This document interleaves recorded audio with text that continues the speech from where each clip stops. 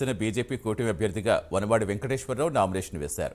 ఉమ్మడి పార్టీ నాయకులతో కలిసి కాకినాడ అర్బన్ మున్సిపల్ కార్యాలయంలో నామినేషన్ దాఖలు చేశారు. ఉమ్మడి పార్టీల నాయకులంతా కలిసి వెళుతుండటంతో వారి అనుచరులు, అభిమానులు ఉదయమే కొండబాబు నివాసానికి భారీగా తరలిరావడంతో సందడి వాతావరణం ఏర్పడింది.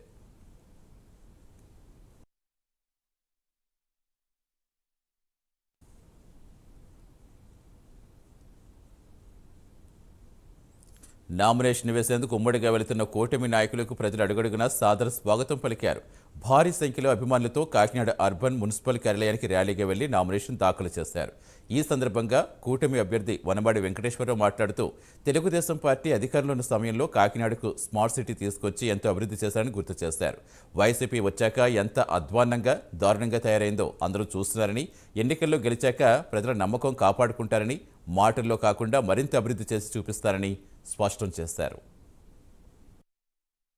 రోజున కాకినాడ నగరం నుంచి మీ అందరికీ తెలుసు, 2 సార్లు శాసనసభ్యులుగా పనిచేశాను. నేను 2 సార్లు శాసనసభ్యులుగా పనిచేసి ఈ కాకినాడ ప్రజల యొక్క మనోభావాలకు అనుగుణంగా కాకినాడ ప్రజల యొక్క అభివృద్ధి ఏది ఆకర్షించారో దాని విధంగా అభివృద్ధి చేసుకుంటూ ముందుకెళ్ళాను. మీ అందరికీ తెలుసు, గతంలో అయితే స్మార్ట్ సిటీ తీసుకొచ్చి కాకినాడని దేశంలోనే నెంబర్ 1 సిటీగా తీర్చిదిద్దడం కోసం ప్రయత్నం చేస్తాం.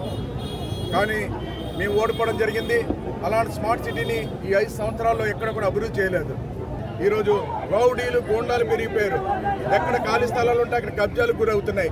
ఆ విధంగా పెద్ద ఎత్తున మీకు ఇష్యూస్ అన్ని జరిగినాయి కూడా. ఆ ప్రజలకు మేము అండగా కూడా నిలుస్తాం ప్రతిపక్షంలో. ఈరోజు అధికారంలోకి వస్తున్నాం.